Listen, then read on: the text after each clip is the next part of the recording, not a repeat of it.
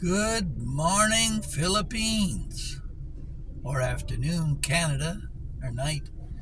Um, Now I'm going to talk to you about lying. Philippine liars. Liars, liars, liars.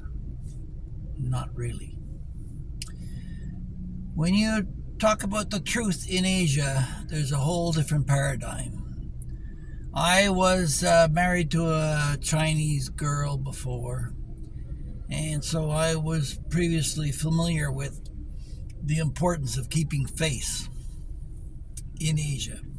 Not just the Philippines, but in China and all throughout Thailand, everywhere in Asia. You have to preserve face. And the Philippines being no different, but particularly so that they do not like confrontation. They have this thing called tampo, which is a form of passive aggressivity where they just don't talk until you think about what you said, and hopefully they can come up with a resolution. It may take a couple of days. But as for the actual lie, it's a little white lie, so they save face. Particularly when family comes into play. If you marry a Filipina, you can be darn sure that her family is going to be pulling her strings at some point, asking for money, claiming it's for surgery or education or all the rest of it. My approach has always been that I will take care of health considerations.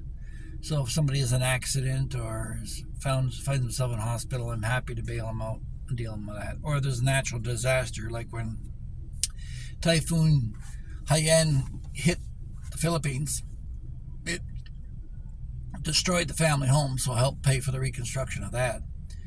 And when my nephew fell off a cliff and was left hanging there for a few hours, and they were wondering whether he was going to make it, I took care of that.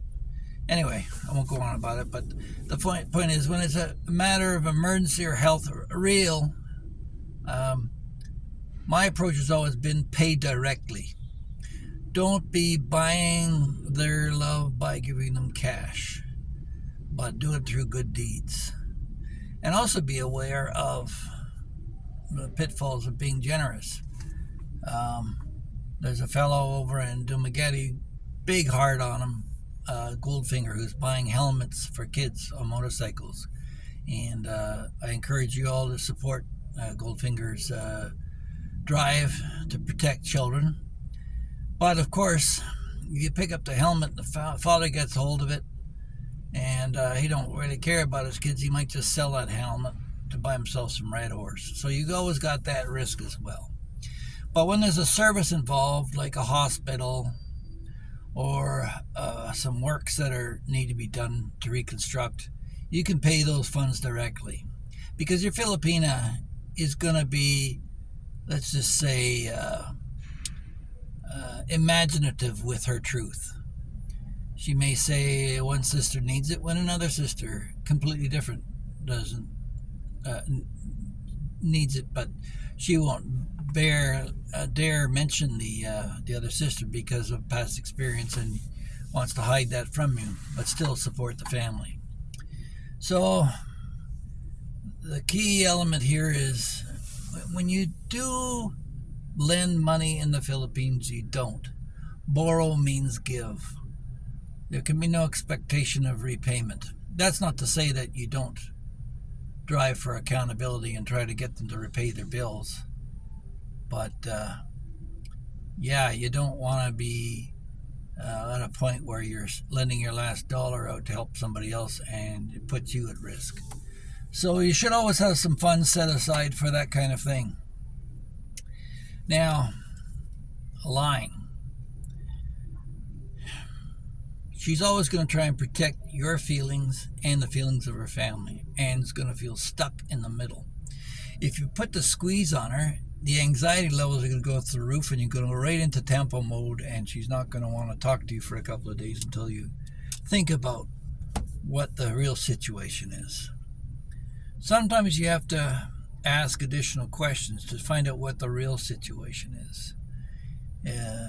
Is it for some superfluous thing, or is it something real that's needed? I'm I'm at a point now where, yeah, I count my blessings to be born in the West. If I am at a restaurant, I try to tip more than the 10%, unless the service is really bad. And there's those out there, some bloggers are saying, no, stop tipping them like 100 pesos at a crack, because that's like a quarter of their day's wages. So what? So what? You're from the West. You should be helping these people out. Help them get a foot up. They could be working to pay for their education or sick family member. You don't know anything about that. Don't decide that just because you're here in a developing country that you can take advantage of the situation. You should be contributing to it. If not, please go home. Yeah, you're just an embarrassment to the rest of us. Which also, I want to point out that there was recently Canadians that visited my hotel that got pissed drunk, left their cigarette butts all around the pool, and were loud and obnoxious. And yeah, they thought they were important. As we say in Quebec, ils se prennent comme un autre. They thought they were somebody else. And yes, they were from Gatineau. So, yeah, when dealing with any Asian woman, be aware that there's going to be pressures put on by her family. Now, if you're lucky or unlucky, I don't know, depends how you look at it, and married some financially independent woman, she won't care what you think and will cut her own path. But in a lot of cases, seniors with younger brides, they're going to be sensitive to these things, and we have to be careful of their feelings as well, and understand that they're stuck between a rock and a hard place when the family is pressuring them. They love their husbands, but they love their family too. So, yeah,